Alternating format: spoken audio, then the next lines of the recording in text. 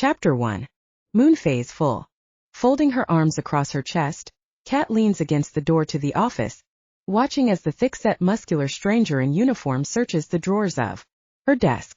Master Chief, you are aware this is a restricted area, so you probably shouldn't be in here.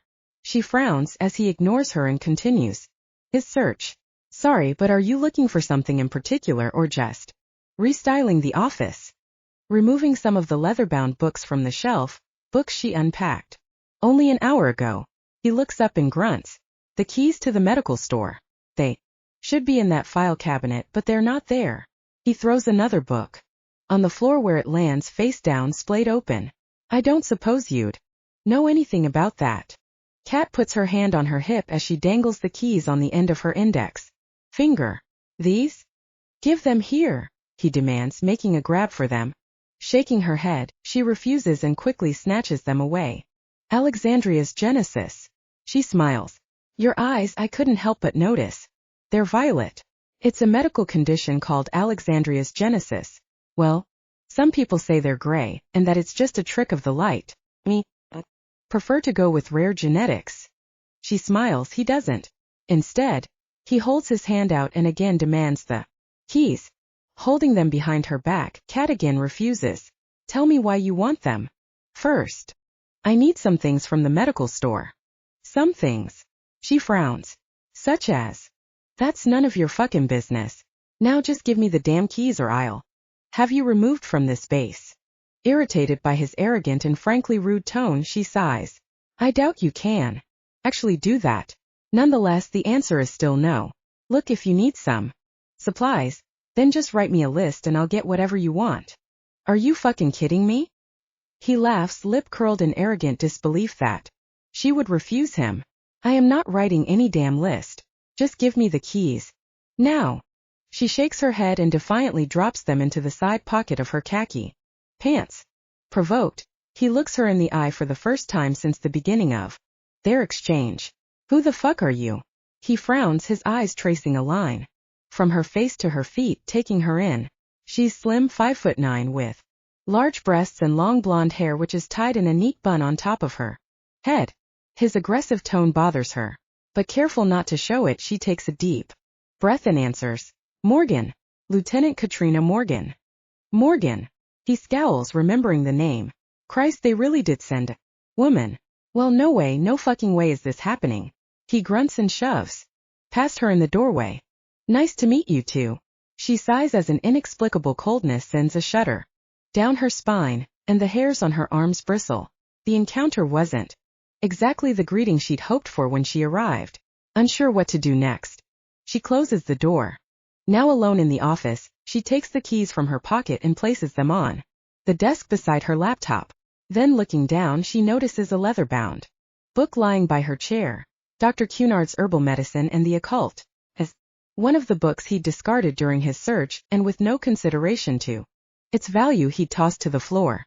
Picking the book up, she carefully returns it to the empty slot on the shelf, and then dragging her chair from under the desk sits down. 10 minutes, she sighs, her reading distracted by the raised voices in the room adjoining hers. A door slams and she looks up, listening as heavy boots clump on the polished floor outside her office. Fuck, she curses, closing the lid of her laptop, then pushing the chair back. She stands up as the door to her office is thrown wide open. The doorway filled by the solitary figure of a man, Master Chief Jackson, the same man who 15 minutes ago was searching her office. Do you know what I want? He commands. I want you to pack all this shit up and then get the fuck out. You want me to get out? She frowns, finding his forceful aggression slightly alarming. Can I ask why? Why? Because I said so, that's why. Now take all this crap and get the hell out. He orders, gesturing his hand towards the books and collectibles on the shelf, including a unique and unusual silver dagger. What in God's name is all this stuff? He sighs. Actually, you know what?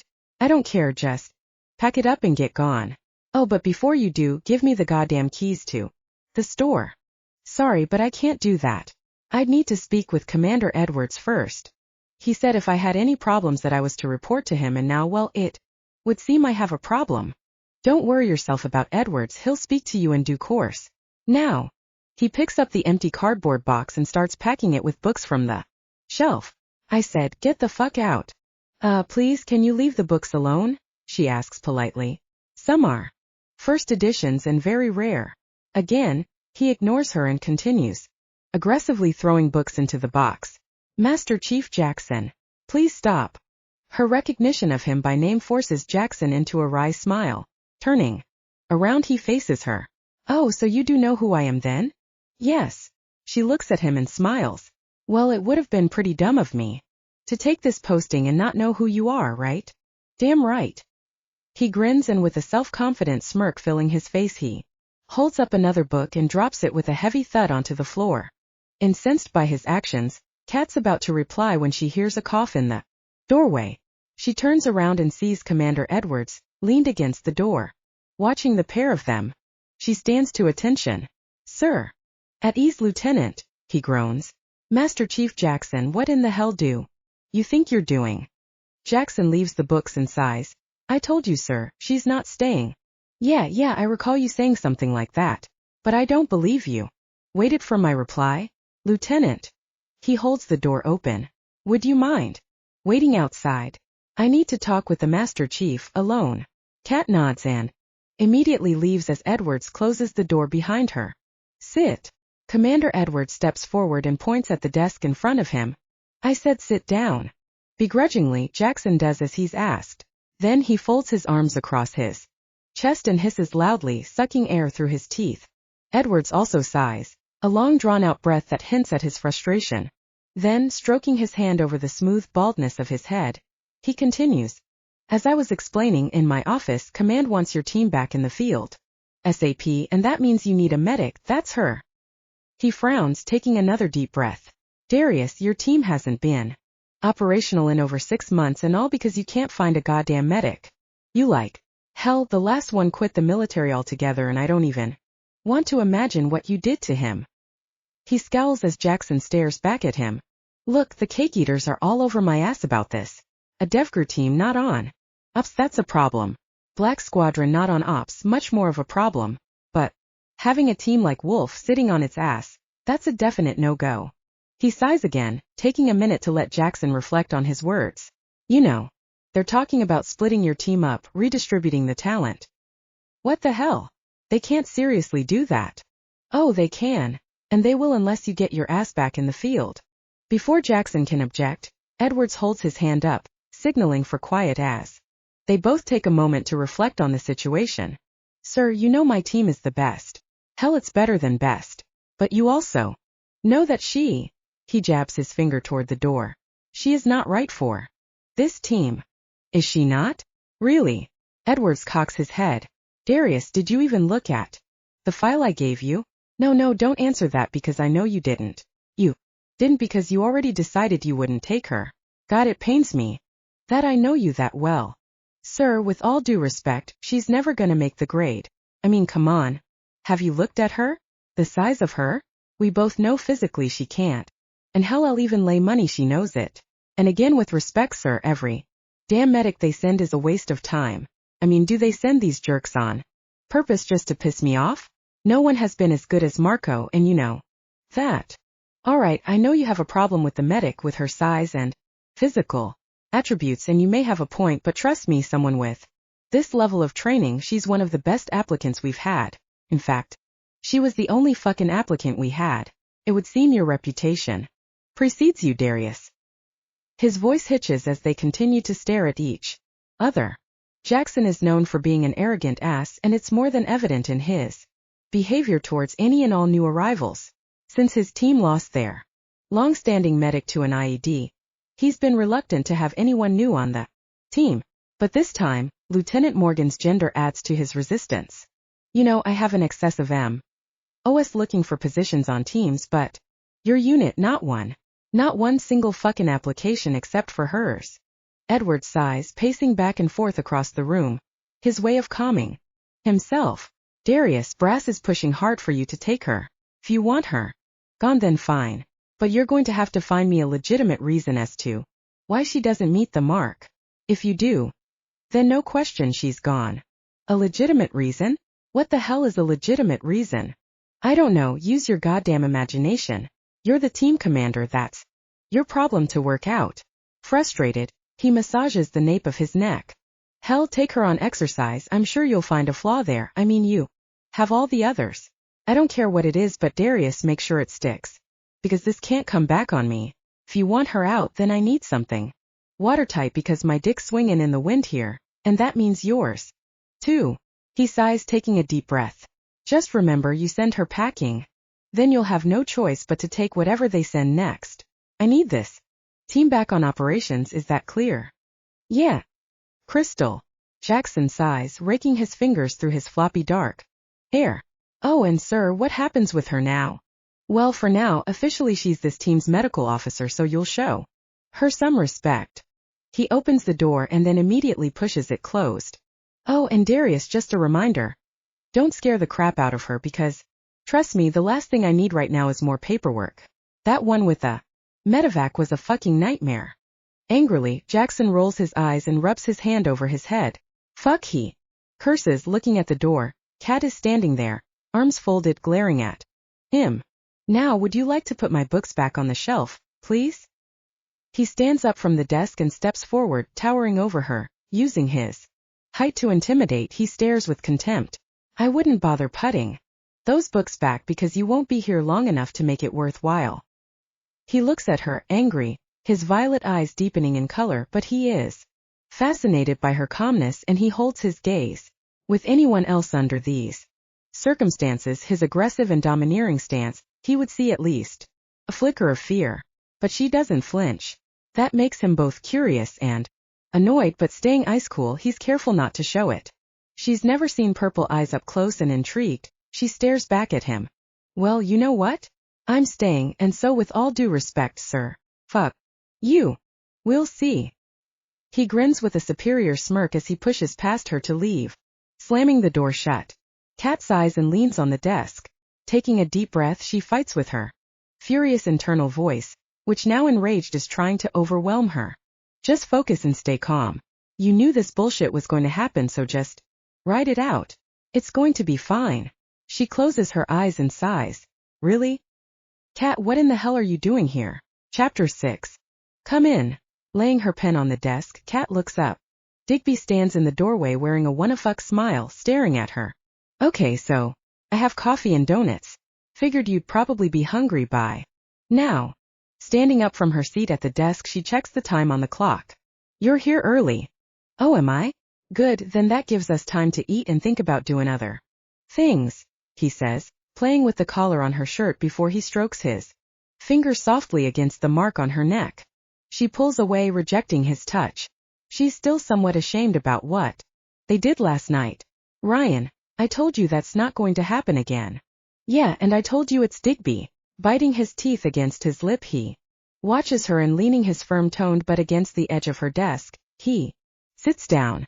Okay, so I'll tell you what, call me Digby at work, and as you say, it's so nice, you can call me Ryan in the bedroom. Well, seeing as the bedroom is not going to happen again, then Digby will be fine.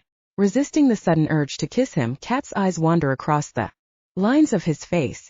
Anyway, I'm curious, why Digby? I mean, what's the connection between Ryan and Digby? Digby? Like the dog in the movie?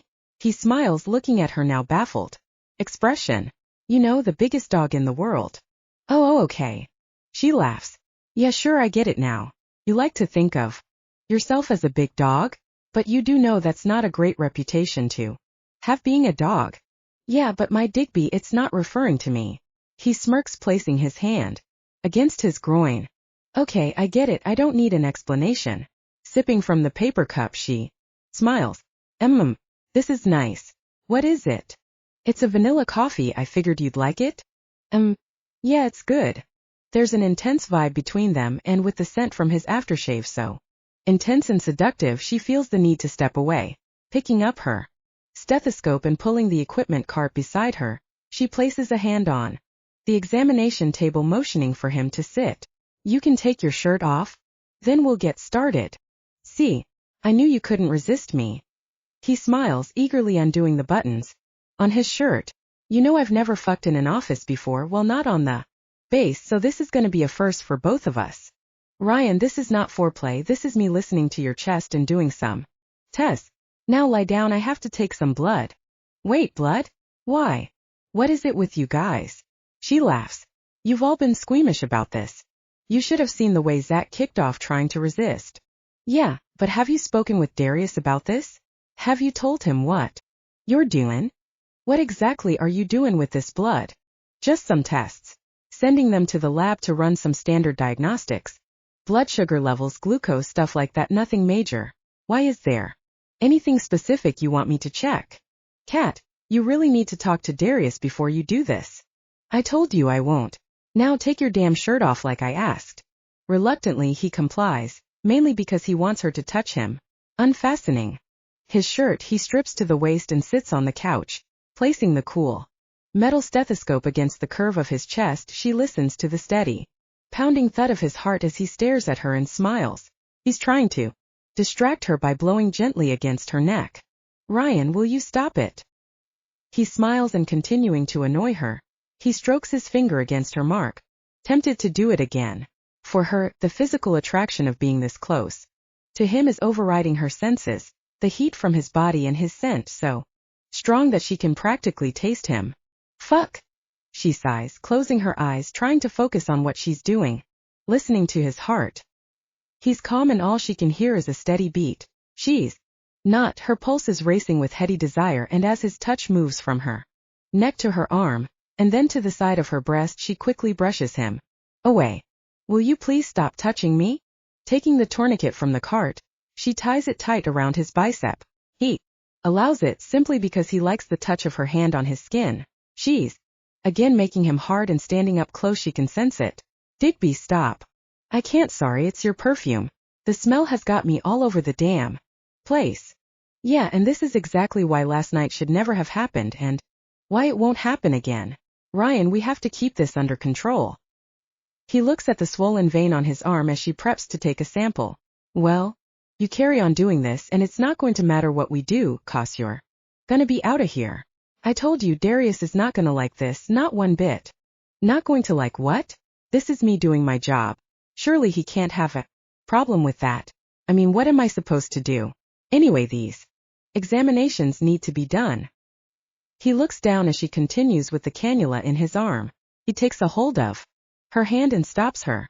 Kat, just stop and think for a minute about what you're doing. There's a reason those medical notes are not up to date. So, what's gonna happen when you put through an unregistered set of bloods for this thing? After all, we're a unit that doesn't officially exist. We're not on the system, and it's supposed to stay in-house. That's why we need you to be the best at what you do. Go ahead, do this, but you better hope to God no one questions where these blood tests came from. Don't worry, it'll be fine. I'll send them anonymously and no one will know. Ryan, they're just routine tests. Why are you so worried? She stops what she's doing and looks up, concerned. Are you doing drugs, steroids, something like that? Is there something I should know about? Oh shit, you don't think you've got an STI, do you? The hell I have. And I don't do drugs or any of that crap. So why the concern? What, you think something's going to flag up? It's okay. You can tell me. I won't judge. Is that why Zach was worried? Then tell him I can help. I mean, if he has an addiction or something. Shut the hell up. None of the team does drugs and no one needs steroids. Just listen to me when I say don't do this. Darius will ream you so bad when he finds out, and he will, you can trust me on that. She takes a deep breath, angry. I don't care. As I said, it's my job. I need to get these records up to date. Then, against his advice, she inserts the needle into his vein, drawing the dark blood into the vial. His eyes focus, staring at her, and it makes her nervous. Then, sealing the test tube, she puts it on the tray ready to label, wiping the scratch on his arm with clean gauze. She finishes up. There, it's all done, simple. Digby, I'm serious. If there's something you want to tell me, maybe I can help. Okay, yeah, you're right. He grins, staring her in the eyes. Kat, I do have something you can help with. Okay. She waits, anticipating a tale of drug abuse or a story of woe. Concentrating, ready to show her professional ability to listen and understand problems. This. He grabs her hand, placing it directly on his hard groin, and smiles. I wanna fuck you again. Oh my God. She squeals beyond annoyed. Ryan, I told you that is never happening again, ever. Oh come on, don't tell me you don't want to do it again because that's a lie. I can smell it on you. You want it as much as me, I know it. His face fills with a huge teasing smile and he leans forward, brushing his lips on hers. His hand grabbing the cloth of her shirt, pulling it out from where it's tucked in her pants. Then slowly, seductively, he works his lips over her mouth before trailing a line with his tongue down her neck. Desperately she tries to resist and sighs as his fingers slowly unfasten the front of her shirt, his mouth sucking against the crook of her neck. Ryan. She hitches her breath. In the sudden excitement, wet lust floods her panties. Please stop. She sighs breathlessly as the buzz of sexual tension overwhelms her, making her crazy. Stop it. Right now. It doesn't matter what we want. This can't happen. It's not going to happen, sorry. She is sorry, but only half-heartedly does she stop his hands as they wander their way up under her shirt into her sports bra. Then, just as his fingers are about to tease the nipple tucked inside, the door to the office bursts open. Darius. Fuck. Quickly she steps back, trying to tidy herself, unaware that her shirt is unbuttoned all the way. Master Chief Jackson, you can't just come in here like this, not when I'm examining a patient. Darius laughs loudly. It's almost like the call of a wild animal. Then folding his arms, he grins. Yeah, I can see how you were about to do that. Examine him, I mean. Chewing frantically on the gum in his mouth, he smirks, looking at Digby, who doesn't move, just grins in reply. You know, Diggs, just once maybe. You could keep it in your pants for at least a day. He laughs, stepping forward, towering over Kat. You have some serious explaining to do. What the fuck is going on here? Why am I just hearing that you're taking blood samples from my team? Yeah, it's part of a routine health screen. I was just getting there. Medical notes up to date. She stutters, trembling. The hell you are. Things like this need to be cleared through me first. Are we clear? You're not even part of this fucking team. You don't have the authority to do this without my say-so. But this is part of my role as MO to keep the team healthy. That's what I thought I was here for, is it not? Your role is to do what I say. I keep this team safe, and this is not keeping anyone safe. I let you send samples of their blood out there. That's not keeping them safe. I don't want anyone getting hold of details of this. Team, do you understand that? This is Black Ops, not some fucking jerk-off regular unit. Okay, sure. Ryan explained that to me, and I see where you're coming from. But just like I told him, I can keep the tests anonymous. Look, Master Chief. If you have a drug or steroid problem in this unit, we can work on it. It's quite a common thing, painkillers, things like that. It's all understandable. I've seen it before, and I'm happy to work with the guys on a treatment plan. I can help. Will you shut the fuck up? Help them? Do you think my team does drugs? What the fuck is wrong with you? Then, taking her by surprise, he grabs her by the throat, shoving her back against the wall. He's hurting her and she coughs, choking. Now Digby's up on his feet, stepping towards them. Darius. Calm the fuck down, man, and let her go. Darius, I'm fucking serious, let her go. He takes a breath, pulling aggressively on Darius' shoulder, protecting her. Darius glares. His violet iris glow angry as he prods her in the chest with his fingers. Let me tell you something. Nothing is anonymous, it can all be traced. Once it's on that system, it's there. You've just got to know how to access it. Yeah, I know, Kat says, catching her breath. But no one will see my notes.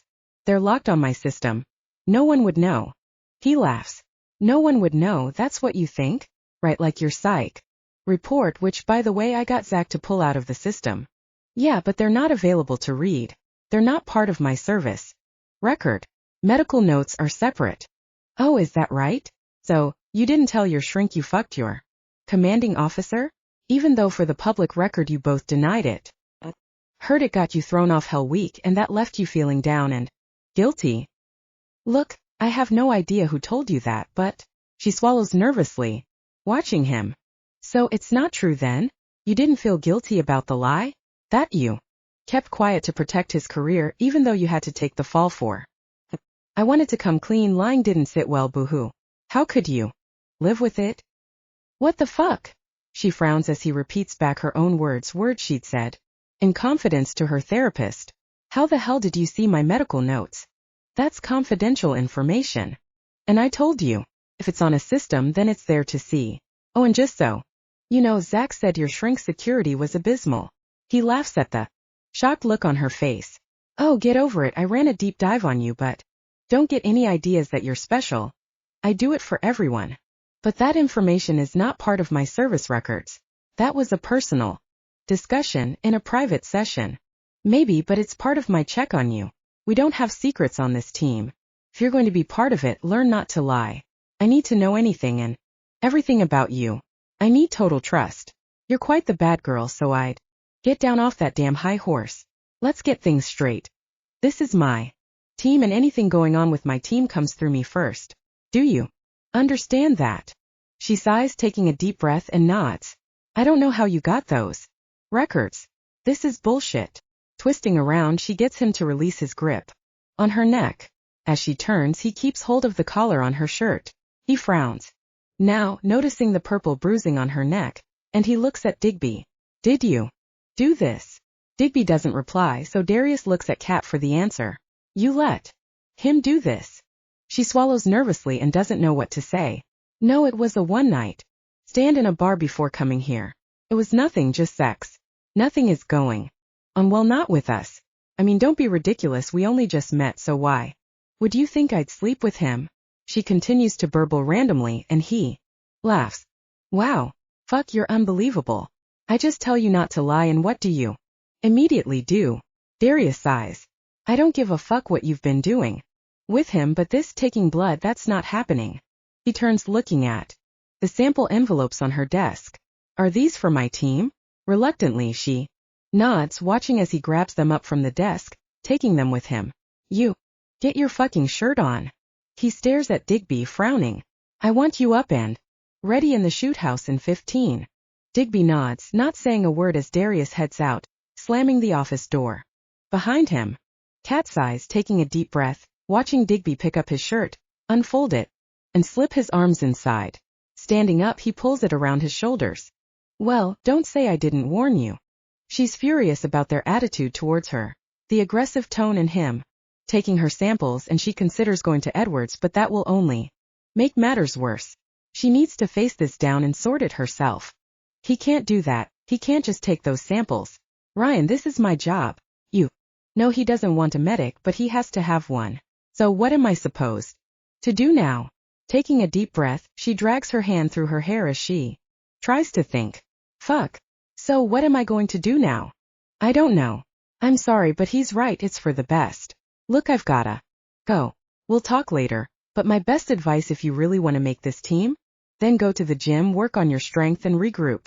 Get yourself ready for this fitness test. You need to pass that as a priority, then you can worry about this kind of stuff. Kat, you need to trust him, and he needs to trust you. Work on getting him on side, don't keep going up against him. Trust him? What the fuck? You want me to trust him? How? He won't even talk to me without yelling. Well, keep pissing him off, or he's just gonna keep tearing strips off you. What, because I'm a woman? No, not for being a woman. He does this to everyone. He may be an asshole, but he's a consistent asshole. He laughs. Trust me, this ain't nothing about your body parts, he's just testing you. Kat, that's a good thing. He smiles, stroking her neck. It's good, because if he wanted you gone, you'd be gone already. So he's given you a chance, an opportunity to prove yourself to this team. It's up to you if you take it or not. This is a joke, she says, taking a breath. Ryan, he's being a total jackass. Do you want me off this team too? She stares, looking him in the face. Well, do you? Kat, it's not that. Oh, shut up and just get the fuck out. She sighs, pushing him away. Did you hear me? I said get out. Chapter 8. Dropping her holdall to the floor, Kat frowns, watching as Digby moves another box to the growing pile in the corner. Hey, what the hell are you doing? Oh, hey. He looks up and smiles. I told you I'd move the boxes out of the spare room, and I have. It's all yours now. Okay. Well, thanks, but I think you'll find you'll be moving them back by the end of the week, once Darius gets his way. She smiles. We'll see. Stopping with the boxes, he turns around and looks at her. So, where have you been? Oh, I just went to Ozzy's to check on Ellen. She's doing much better today. And she said she's going home to her parents. Oz has some story he cooked up to tell them. You know you did good, help pin her, and I know Oz is really grateful. He grins, kissing her cheek. Look, I'm gonna take a shower, but what do you say we go out and get something to eat? My shout for what you did. A thank you. Okay. Sure, why not? She smiles. But hey, it's just food, nothing else. Okay. Nothing else? Sure. Scout's honor. She laughs, watching him salute, and she chuckles at the thought of him in a Boy Scout uniform. He smiles, watching her. Then, deliberately, he strips off his shirt, pulling it up over his head without undoing the buttons. He's teasing her. So you want to join me in there? Closing her eyes so she doesn't have to look at that bare chest, she momentarily considers his offer. No. Now go, she says, trying to ignore him. Then he turns and drops his pants, revealing he's wearing no underwear. Oh, God. Her womb groans, staring at his fit, firm ass, his back toned, tanned, and strong. She'd kill to join him in the shower, but she's made a promise to herself. She won't touch him again, at least not until she makes the team. Thankfully, her thoughts are interrupted by a knock at the door. Hey, don't worry, she says. I'll get it. She opens the door and she's surprised to see the short redhead girl from when she first arrived. Oh hey, I'm Rosie. She frowns, wondering if she's remembered her name. Hiya, is Diggs here? We were supposed to be meeting up later, but I need to talk to him. It's kinda important. Oh yeah, sure. Come in. He's just in the shower. Kat smiles, looking the young redhead over. She's dressed in a tight black vest which schemes her curvaceous waist and large breasts, small cut-off jean shorts and black leather cowboy boots. Kat keeps staring as Rosie nervously fiddles with the strap on her purse. Finally, Kat asks, you want something to drink while you wait? No thanks. Rosie smiles and Kat can see her anxiety. You sure? Juice, water, anything? Okay, I'm juice. Yeah, juice would be good. Thank you, ma'am. She smiles sweetly. Kat can't help but notice how polite and respectful she is. There's a weird kind of aura around the girl. Kat can sense it. Rosie feels uncomfortable. Kat's everything she's not. Tall, strong, dominant. And the atmosphere between them makes her feel anxious. She fiddles with her bag, nervously smiling while Kat pours her a large glass of cold orange juice. So you live in here with Diggs now? Rosie asks. What? Oh, well actually yes, but not like that.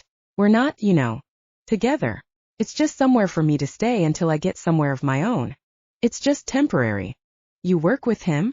She grins, tipping her cute little face to one side, waiting for an answer. Rosie knows Digby's a soldier. She also knows he disappears for days because of his work. But that's about all she knows or understands, and being truthful, she's not really interested beyond that. Digby's a good-looking guy that she loves to fuck. End of story. Yeah, kind of. Kat smiles, cautious in her reply, uncertain how much this girl knows about what Digby does.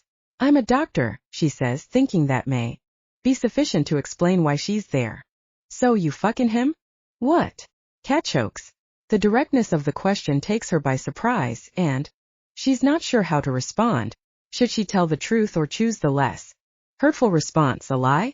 Her smile drops and she takes a deep breath. She answers, no, we're not, no. Kat swallows, stuttering, anxious about the lie she's told. Are they fucking? No. Did they fuck? Yes. It's the only way to justify it. Rosie, could I say something? Sure, honey. You can say whatever you want. I'm listening to. You do know you don't have to do this? What I mean is this thing about having a baby with Digby.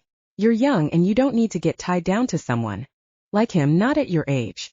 You'll have plenty of time for babies in the future. There really is no rush. But I want to have a baby and Diggs is gonna give me one.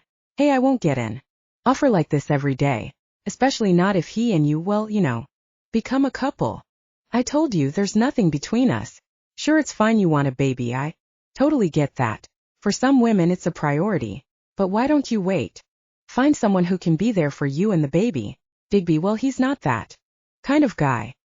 He's not fatherhood material, despite what he might promise you. I don't need him to be there for me. And anyway, it's just meant to be this way. She smiles sweetly. Are you jealous? Because you know I can't compete with you. What? Kat frowns, confused. No, I'm not jealous. I told you there's nothing between us. It's just, She sighs. Do you really want a baby with Digby, or is he pushing you into it? I mean, for God's sake, how old are you? And what are your parents going to say? I'm sure they won't be happy about this. They'll have to provide support for you to bring up a baby.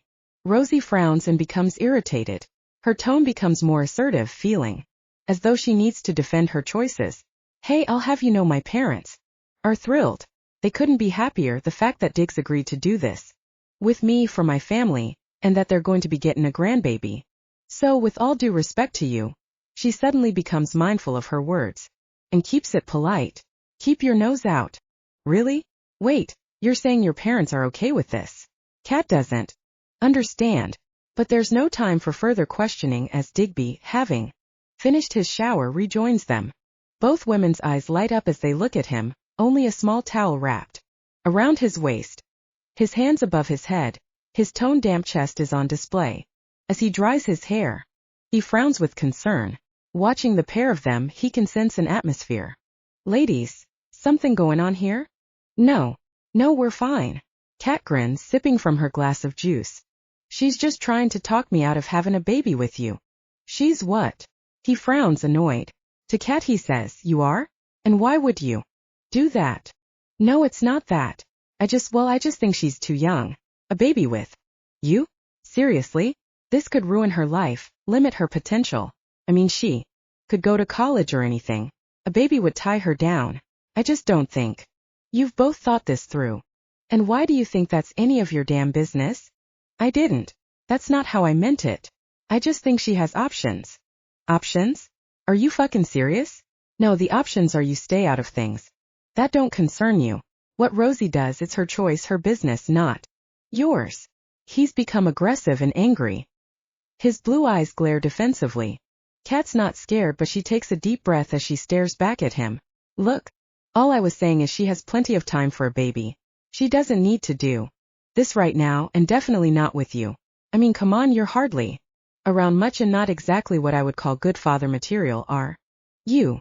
Hey, take that back. I'll have you know I take care of all my kids. I send money every month, and for birthdays, Christmas, college fees. My kids, they don't go without. That's what I'm here for, to provide. Their mothers take good care of them too. Whilst Kat doesn't get his dated views on raising children, what takes her most by surprise is that he already has them. Oh yeah. Rosie interrupts. Now standing next to Digby, her hands on his chest tucked up close under his arm. She looks tiny compared to his taller, much bigger body, but strangely there's something about her touching him like this. It rankles with Kat and she frowns, glaring. A growling snarl sticks in her throat. You have kids. Diggs has 4 adorable girls. This will be his 5th, and she's gonna be so pretty. I tell you, Diggs is a real good daddy. She smiles, looking at him adoringly, and he leans down and kisses her. My God. Kat gasps. You have 4 kids? Already? And you don't think to put something on your dick? Do you stay with any of the women? Do you even care? Hey, don't you look down your damn nose at me. Like she said, I'm a good dad. My kids are well taken care of. My eldest, she's in college. And don't you come as high and fucking mighty, 'cause you sure as hell dropped your panties real quick for a fuck. What the hell? Kat staggered that he's now throwing their session in the shower and us kitchen back at her. The aggression in his tone as he speaks, she hasn't seen this side of him before. She doesn't like it and snaps back with a low snarl. You know what, do what the hell you like. Make as many damn babies as you want. She takes a deep breath, trying to calm herself down. I'm going out, I need a drink. I can't believe you would say that. Shit. Digby sighs, rubbing his head as he realizes he's upset her, throwing the fact they fucked back at her. He realizes he shouldn't have done that. Kat, wait. Kat, please, you don't have to leave. I know you were only looking out for Rosie, it's just shit. Kat, please stay, don't go. What? You seriously want me to stay here? What, and listen to you two fucking all night, making baby number 5? Fuck you, Ryan. Her annoyance is abundantly clear. Grabbing her jacket from the back of the chair and putting it on, she disappears out the front door, slamming it behind her. Shit. Digby sighs, pulling his hand through his hair. Rosie can tell Kat leaving like that, it got to him. Are you okay, honey? She frowns, showing her concern. Diggs, do you like her? I mean really like her. Oh my god, do you want to make her yours? What? No. Look, Rosie, it's not like that. He sighs, letting go of his frustration. Cat, I'll deal with her later. So you want to do what you came here for? He smiles, kissing her again. No, that's what I came to say. We don't need to. She smiles, her face filled with happiness. That's what I came to tell you. I'm already pregnant. I caught already, isn't that great? Wow. Oh geez, wow. That sure was fast, but that's amazing news, he says. Wow. So there's gonna be another Digby pup? You know it. Hey, my parents, they're super excited about the new grandbaby. My mama's already knittin' and papa. He can't stop tellin' the community. He can hardly believe it, me having your baby. This is great news for ya, honey. He leans forward, holding her cheeks, kissing her passionately. Do you know how jealous some of the girls are? She can't stop smiling as she brushes her hand through his hair. He leans down and kisses her stomach. As he looks up, Rosie frowns. Digby, go after her. You like her, I can see it. So go. Talk to her. What? No, it's okay. Let me give you a lift back to the commune. I'll catch up with her on the way back. She'll be fine.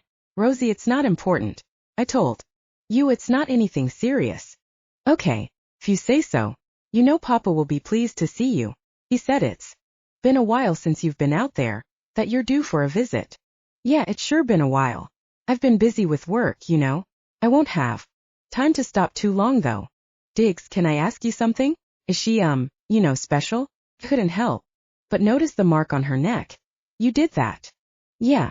No, we just got into a little rough play, that's all. As I said, it's nothing serious. I didn't draw blood, nothing like that. Oh, okay. She's beautiful, forceful and strong. Seems like your type to me. Yeah, she sure is beautiful, he says. Hey, you need anything for the baby, you just ask me. Okay. Yeah, sure, but we've got most stuff covered. One of my friends is also pregnant, so we can go through it together.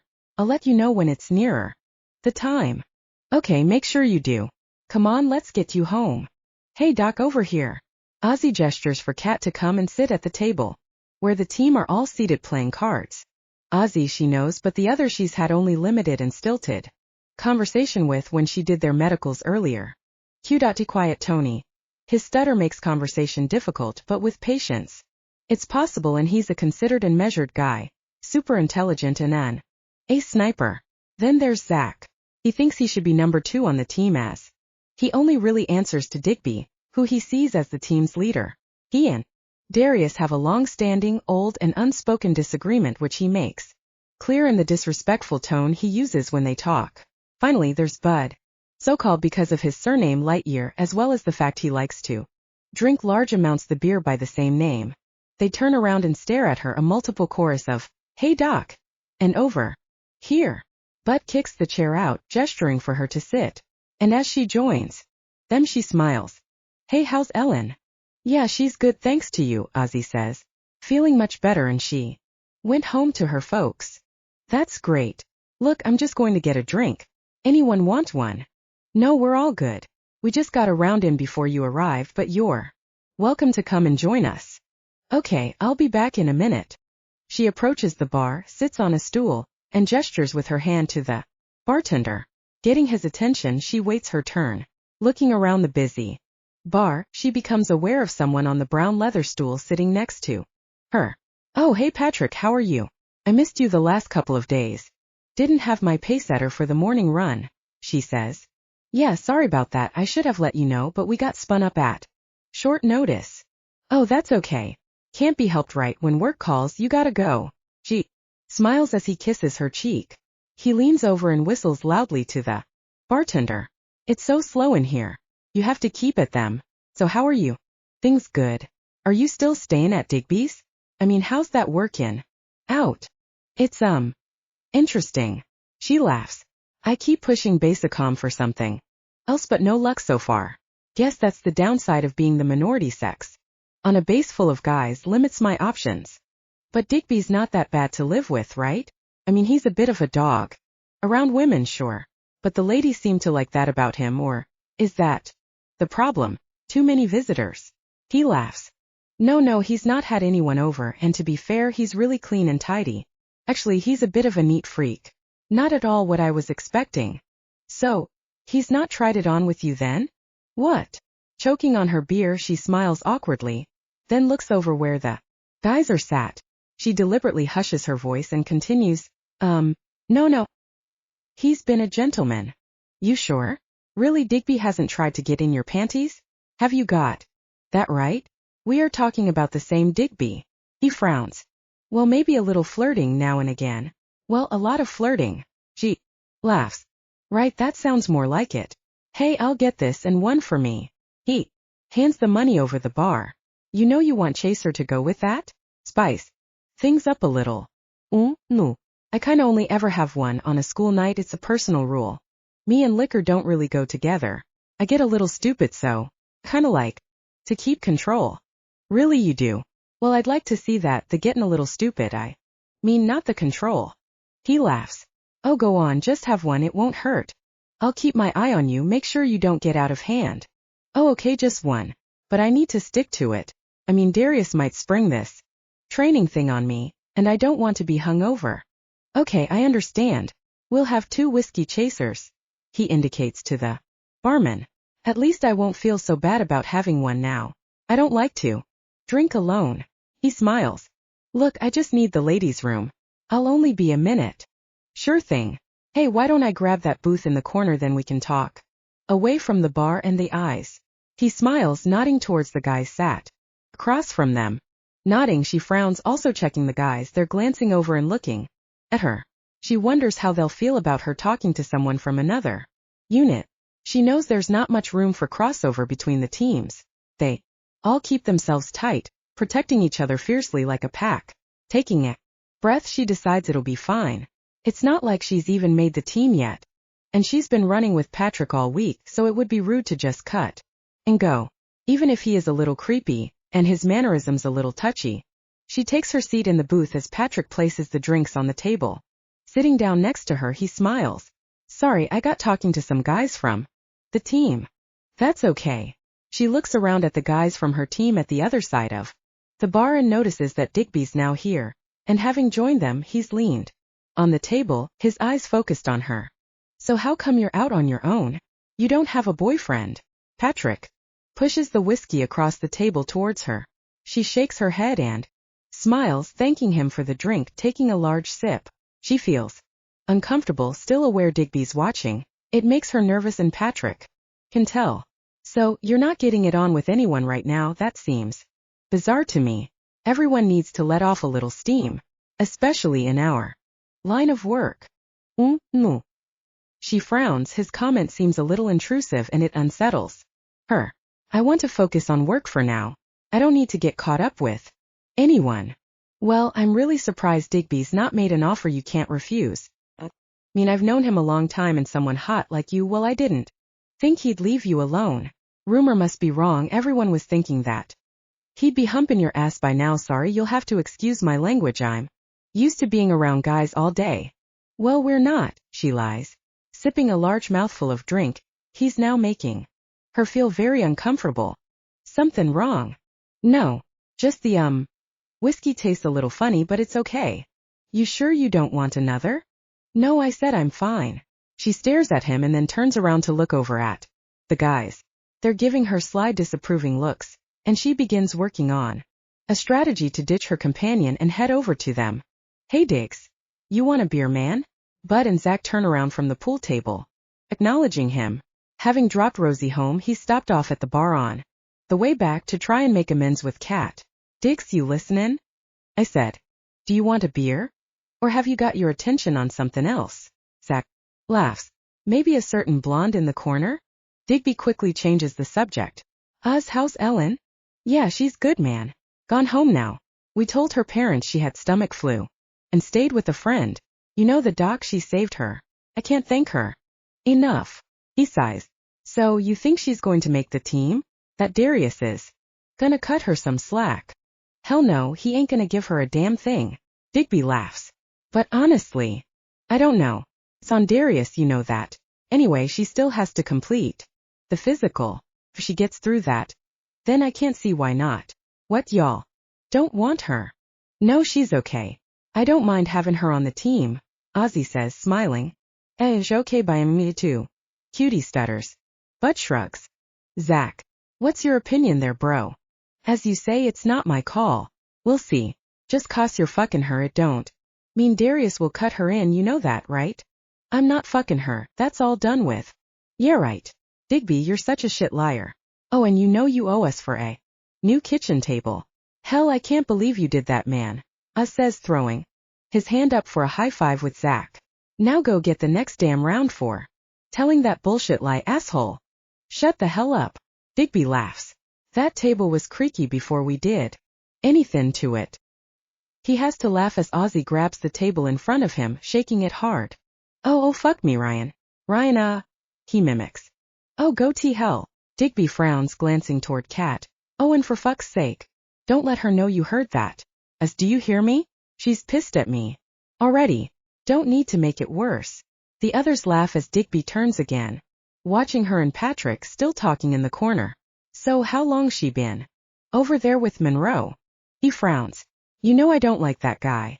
He's always been an asshole. So what the hell does she see in him? And you still telling us you're not screwing her? Digby, just go get the damn beers and stop thinking about your dick. Zach says, watching her too. You're right though, what is she doing with that creep? Nothing. Ozzy looks up from the cards on the table. I've been keeping watch. Well, I thought things were serious with Diggs and her, so I figured it was best to keep an eye before anything kicked off. I told you guys, me and her, it's nothing serious. Just a bit of fun, okay? Oh, a bit of fun. So not nothing like you said before? Zach torments. But you're right, keep an eye on Monroe, the guy's a jerk. So, I was wondering if you fancy going somewhere? Maybe get something to eat. Patrick asks. No I'm good. But thanks for the offer, Kat says, looking over to the far side of the bar where she can see Digby ordering drinks, his eyes still on her. She can also see the guys watching. Nervously, she sips the soda, twisting the glass around anxiously. You know, I think I should go. I have things to do in the morning. I don't want to be late. No, stay. What, you're worried about Digby and what he might say? Oh, yeah, I noticed him staring too. He grins. What the hell is it with that guy? He's such a loser, but women always seem to fall for him. I thought someone like you, a doctor, would have more sense. Guess he must be good in the sack. Am I right? Is he a good fuck? What? I told you we're not. She hesitates, watching him touch the back of her hand, stroking it. We're not together. I'm going to be on the team. You really believe that? I mean, you really think Darius is gonna let you into that team? Geez, you really don't know Darius, do you? He sits back in the seat and grins smugly. Still, it's good that you're not fucking him. That means you're available. And that means I can make a play, right? We've been getting along so great this week on our morning runs. So, have dinner with me. Look, you're a really nice guy, but she hesitates, choosing her words carefully, not wanting to offend. She can tell he's a little tetchy. Taking a breath, she gulps down the rest of the whiskey quickly, followed by a sip of beer. Her mouth is dry and she feels hot. Looking up, she can see Patrick smiling, staring across the table, watching her. She rubs her hand across her brow. She's sweating profusely, and she feels unwell. Look, I'm sorry, I'm not looking to see anyone right now. I just want to concentrate on my career. I need to make this team, it's my last chance. Taking another deep breath, her stomach churns and her head hurts. Right, so you've not been giving me the come on all week. I mean, in those cute little running shorts and the smiley flirting. I thought this was like a date. You me this. Sorry, a date. She frowns, sipping from the beer. Suddenly, her stomach flips and she feels like she might throw up. Well, it's not a date. I'm sorry you got the wrong impression. But I thought you liked me? I do, just not that way. Patrick, we're friends, but just friends. Look, I think there's been a misunderstanding. I'm sorry, I should go. Okay, I see how it is. What, I'm not good enough to fuck, but that asshole is. What? I'm sorry, this is not a date. Stuttering her words, her head clouds. And she feels drunk. Wait, did you put something in this? I don't feel so good. I feel, lightheaded. Are you okay? You do look a little pale. Would you like me to take you home? I have my car just across the street. Her throat burns and a strange taste fills her mouth as her eyes blur. She feels faint. Sipping again at the beer, trying to clear the weird taste, she frowns. Yeah, can you? I really don't feel so good. Moving to the seat next to her, he places a hand on her brow. Yeah, sure. You really don't look so good. Suddenly her head slumps forward against his shoulder and he smiles. Then lifting her chin, he kisses her. Shit's gonna be okay.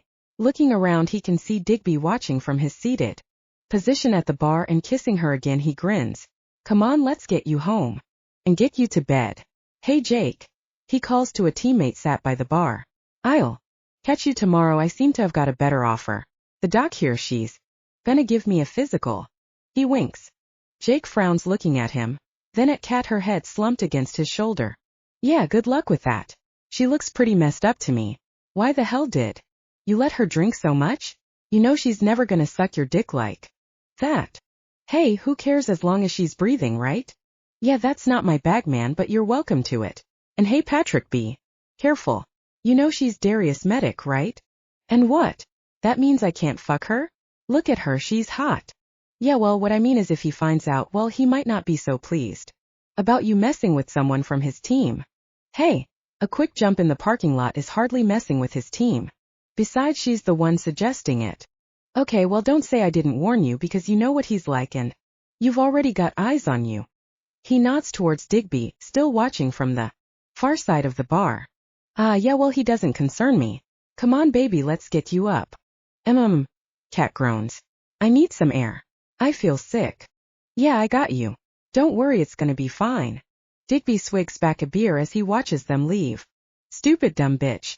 What the hell does she see in him? Hey, I'll have some tequila. He motions the bartender. Fuck her. She thinks I give a shit. I don't. He sighs. At the same time, he berates himself for their earlier argument and what he'd said. Downing the shot of tequila in one, he calls loudly for another. Zach's watching, and as he turns around, he likewise notices that Kat's disappeared. Yo, Diggs. He frowns. Where did the doc and Monroe go? What? Do you need me to draw you a diagram? Hit me up. Another tequila. He sneers and pushes the now empty glass across the top of the bar. Wow. Zach snorts. That's gotta be the first time Monroe's getting laid on. The first date. Gotta say, she puts out real fast. Never know, even I might get lucky. He smiles jokingly, but as Digby glares, he holds his hands up. Hey, take it easy, man, it was a joke. He laughs. Strange though, I got the impression she really liked your dumb ass. Ozzy frowns, looking at the now empty seat. Shit. Diggs, go grab the doc's purse, she's left it in the booth.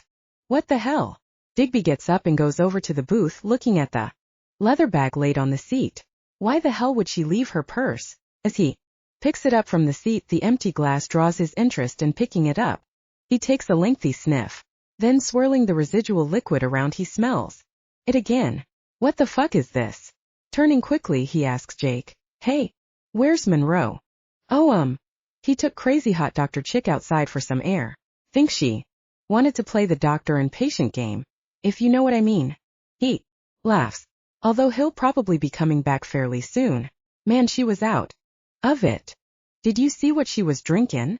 No, can't say I took much notice. Why? 'Cause this ain't just whiskey. He sniffs the glass again. And when you say out of it, how out of it do you mean? Seriously, out of it? I mean like can't stand. Digby strokes his head, concerned. Zach's watching him from the pool table and, placing the cue down, he calls across the bar. Hey Diggs, man, something wrong? He comes around and walks over to join him. I don't know. We gotta find Monroe. Jake says that Kat was drunk. No way. She was fine when she arrived here, and she's only had time to drink one, maybe 2 beers. Think she had a beer and a chaser. I told you I was keeping a close eye. Ozzy joins them, and he too smells the glass as Digby wafts it under his nose. What the fuck is that? He frowns. Oh no. Is he up to his old ways? Did he slip her a Mickey? You know, I've heard the gossip that that's his MO. Digby grabs Jake, hauling him up off his seat by force. Where the fuck is he? I told you they went outside. Digby, I'm not messing with you, man, you know. I wouldn't. What, you think something's wrong? Digby's chest tightens and he swallows, feeling like he might choke. I don't. No, but something's not right here. We need to find Cat. Chapter 10. The full force of a hand grabbing his shoulder catches Monroe by surprise. Dragging him backward, Digby slams him against the wall. You asshole, you're sick, and just so you know, I'm gonna kill you for this. Then punching in a frenzy of anger, he bloodies Monroe's nose. A crack can be heard as it breaks. In one loud thump. Digby. What the fuck, man? You'll kill him. Zach's worried and grabbing him, he pulls him back. Then, wrapping his hand tightly around his shirt collar, he digs his heels into the floor and using all his strength forces him off. Digby lets go, and Monroe slumps in a heap to the floor as Zach sighs in relief. Monroe looks up from where he's positioned. He looks like a pile of discarded rags left by the garbage. Spluttering blood, he says. It was her idea. She wanted to do it. He's lying, trying to protect himself. He gulps as a large knot of fear forms in the back of his throat, the blood pouring from under his nose, its metallic taste coating his tongue. His eyes water from the pain in his face. He aches so much, but he fears it's about to get much worse as Zach drags him to his feet. Wait, just wait. I told her no, I said she had drunk too much. But she wouldn't listen. He panics, stricken by the fear of Digby and Zach's angry retribution. She was all over me. Guys, come on, you know what these military chicks are like, they can't keep their hands off or panties up. You know that, right? Wiping the blood from his mouth, he tries desperately not to connect with the two sets of icy blue eyes glaring at him from the darkness. What the fuck? You're trying to blame her? You know what? I'm gonna pretend you didn't just speak. Digby lurches forward and Zach must react quickly, stepping between them, using his body to physically prevent Digby from acting on his threat to kill. Ozzy rubs his hand on his head as he stands quietly beside Cat, checking the pulse on her neck. He's not sure what to do. Her partial state of undress makes him fumble, and embarrassed, he's too nervous to touch her. Doc, he quietly whispers in her ear while darting glances over his shoulder at the melee of voices behind him. Doc, are you okay? Then he addresses Digby. Man, get the hell over here. I don't know what to do. He's not certain whether or how he should move her semi-naked, motionless body to lift her from the hood of the car.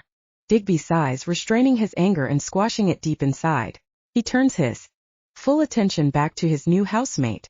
Gently brushing her hair from her face, he lifts her up. The unconscious weight of her body makes it too awkward to try to move her. Ozzy closes his eyes, trying to preserve some of her dignity, while Digby pulls at her unbuttoned shirt, covering her body as best he can. Hey, come on. Cat, let's get you up. He frowns. Barely conscious, her head lolls sideways, her pupils wide and dilated. Oz is the first to notice her pants at half-mast around her hips, and now it's his turn to scowl at Monroe. His hazel eyes glower in an amber anger. Did you touch her? Monroe delays his answer. His snide disdain for them as a unit means he would normally make some remark or joke and laugh off the accusation with some inappropriate comment. But with the group's attention focused on him and the severity of the situation, he considers it ill-advised to make a cocky quip. Right now, he knows one wrong gesture and Digby or Zach won't hesitate to kill him. No. He gulps nervously, shaking his head. His adrenaline and the sexual high from the line of coke that he did earlier are fading fast. Reality sets in and he realizes this situation is bad. I'm sorry, alright? I got overexcited. Did a little coke and I guess I lost control. Look, I like her and there's no way I would hurt her. What do you take me for? He takes a breath. It's all a lie, a ruse to talk himself out of the trouble he's facing. This mist comes over me and I just wanted to be with her. Come on, you know how good she smells. So you were just gonna take her? Digby nods and Zach lands a hard, bone-shattering punch to the right side of Monroe's torso. Monroe clutches at his ribs, wailing in agony. His knees buckle and he drops to the ground, but he doesn't make it. Zach grabs him, holding him locked in his powerful grip before he lands another punch, followed by another. Blow after blow, he continues to strike him. Then from the darkness comes a cry louder than Monroe's. Stop. Zach, that's enough. You're going to kill him, Ozzy says. You know, I'm more than happy to do it. But is that what you want? Let's just think this through for a minute, alright? Zach takes a breath before letting go. Throwing the groaning and beaten mess of Monroe's body to the ground, he rubs his head and steps away.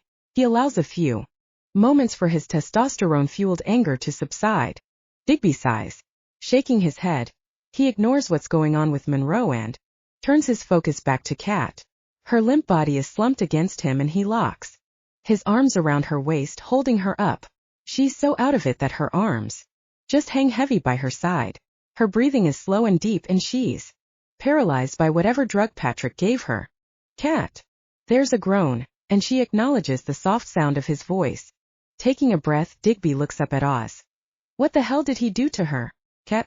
It's alright, we've got you. We're here, you're gonna be okay. He holds her tight and scooping his arms under her legs, he picks her up and moves her away from her perpetrator. Then, placing her gently on the ground, he triages her as best he can, straightening her bra and fastening random buttons on her shirt. He covers her over. Kat, come on, wake up. Honey, do you hear me? Hey! He gently taps his fingers against her cheek, not stopping until she groans for him to get off. As she comes around, Monroe reinforces his defense. Hey, it is not my fault. She gets in that state. I think she has a liquor problem, she told me, just ask her. She what? Digby turns around with a fierce glare in his blue eyes. You need to shut the fuck up.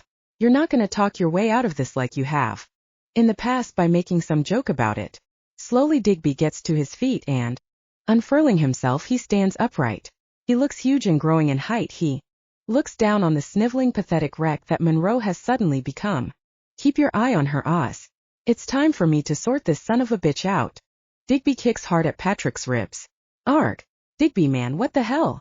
His begging cry is wasted. Digby can't and won't stop as he kicks again and again, until eventually Zach drags him off. Dig, stop. Oz is right, we need to think.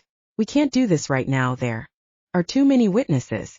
That asshole's gotta be seen walkin' and talkin' back at the bar. We do this now and they'll come looking for us. We'll end this another day. Digby shakes his head. He listens but ignores and grabs a hold of Monroe. He pulls him up and punches his face. Diggs, will you stop? You're gonna kill him. What the hell? Do you think I care? He rubs his head, motioning his hand towards Kat's still unconscious body laid in Ozzy's arms. What if we hadn't got here, Zach? How far would he have gone? Is this the way you get your kicks, Monroe? By drugging women for sex? Fuck you. These are the only understandable words he can mumble with the pain in his jaw. Groaning, he spits blood to the ground. Hardly able to move from the beating, his breathing becomes more labored. His ribs are obviously broken, meaning it's painful to force even more than a few words out. She was playing hard to get. He breathes with difficulty. She just a fuck. She just needed a loosener. It's fine. She won't remember. There's a low rumbling sound and the air fills with the growl from the guys as they stand silently staring. They're hardly able to believe that he would confess to doing such a thing. It's too much and the atmosphere turns tense. All hell's about to rain down on Monroe as Digby frees himself from Zach's grip. And then, punching with all his strength, he inflicts a forceful blow to his already cracked ribs, breaking them for sure. Monroe looks up with a stare of hatred as he focuses on the instigator of his punishment. His eyes are swollen and puffy, and the bruises are forming fast. Oh, he says, you're screwing her? She said. Not. He sniffs, struggling to catch his breath, and with his head dizzy, he feels like he might pass out. Sneering, he looks up. Instead of shorts up her ass, she should have said. The problem is you shouldn't be such a fucking lowlife. You know, I've heard stories about you from before, but Digby sighs as he remembers how they've all laughed about Monroe. But now it isn't a joke. It's not funny. You didn't give her a chance to say no. Instead, you stuck a Mickey in her drink, so she couldn't resist. What the hell kind of animal are you? Prove it. Monroe still manages a smile as he holds a hand to the pain in his ribs. Oh, I don't need to prove it. I know. I smelled the glass, so I know what you did. Digby hunches down. Close up, only inches from Monroe's face, his blue eyes fill with a fiery blue rage. Look me in the eyes, then tell me you didn't. Hey, Digby, what the hell's going on? Darius's loud booming voice can be heard from the end of the street. Monroe sighs and his head slumps. He wasn't afraid before than he is now. Digby doesn't move, his glare still fixed on his prey, and he growls from deep inside the center of his chest. Digby, I said, what's going on? Darius, Monroe pathetically whimpers, spluttering blood as Digby slaps him hard across the head, shutting him up. Oh, this asswipe. He thought he might drug the doc then try and have sex with her. Zach glares, and again 2 sets of blue eyes prowl the helpless Monroe. Is she okay? Darius frowns at Ozzy, who still has her in his arms as he sits on the ground. Showing concern, he checks her, laying his fingers against the pulse in her neck. She groans loudly as he touches her, and he can tell she's still out of it. She will be.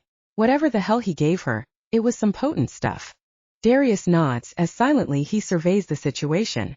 Then his glance falls on the pathetic Monroe. Are they right that you did this? Did you do this to one of my team? There's a silence, and the air hangs heavy with the thick expectation of something terrifying about to happen.